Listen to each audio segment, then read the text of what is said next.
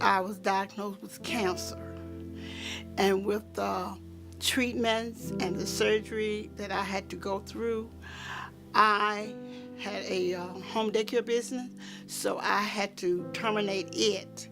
With the closing of my daycare, it put me in a financial bind, and that was very difficult for me, being a homeowner. And when problems arose, I had to go to an organization, which was very difficult for me because I never had been in a situation where I had to ask anybody to do anything for me. To me, one of the most important things for the United Way is to be able to always look a potential donor or a donor in the eye and say, we are very careful about where your money goes that you give.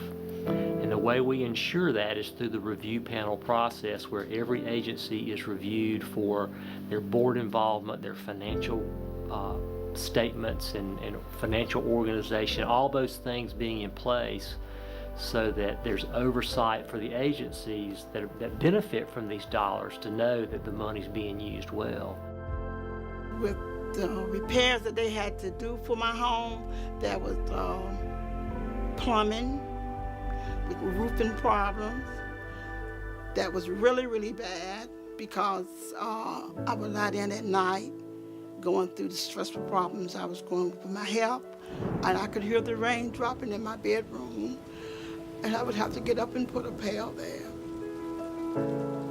I wouldn't know how to take, my part of my money and, I wouldn't know the best place to put it. And it's great that there's an agency that is dedicated to channeling the funds and getting them where they need to go. Our experience of getting involved with the United Way began together after we got married, because the bank I was working for at the time was a big supporter of the United Way, and so we got 30 years ago got involved with payroll deduction, and we've pretty much done that in some form ever since then. When I came back to Cumberland County, it was always an emphasis that teachers, if they chose to, we were encouraged to support through the payroll deductions, and I became more aware of it through that. The staff was excellent. Help that I needed occurred within, 2 days. They would come out and assess the problem, and they would tell me they would get back with me, and which they did. And one morning, they came and, and fixed my roof. So that it was just so beautiful that to see young people that were so caring about me. They gave me gifts for me and my grandson, gave me a beautiful Bible with different scriptures for me to read.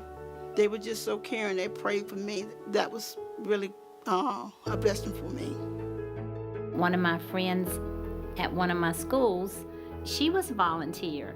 She'd leave school, she said, "Oh, I've got to go read for the radio." But that's, I think, when I first heard about it. The audience has come to expect certain things, and they will call in if you don't read certain things at certain times. It maybe doesn't sound like it, but reading for 2 hours will tire you out. So we generally will do 2 or 3 articles a piece, and then the other one we'll take it for 2 or 3 articles to give your voice a chance to rest and that sort of thing. But and it goes. Once you get started, there's no stopping. So you go from 10 to 12, and it just kind of flows from there. So when you have your sight, it's hard to envision not having your sight. That's what I always try to think about when we're reading is the person that's on the other end. And I guess that could really apply to every dollar that you give. It's just like with the in-school scouting or the Red Cross if somebody's burned out, or just try to envision that person that's on the other side that's getting that help, because one day it will be you. So don't feel like, I got about $5, that's all I can do. But just think about how many people could pay $5, and it accumulates that could help the programs to whichever program needed the funding the most.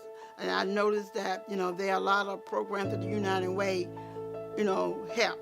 So, and I know they would do the funding in the place that need the help the most.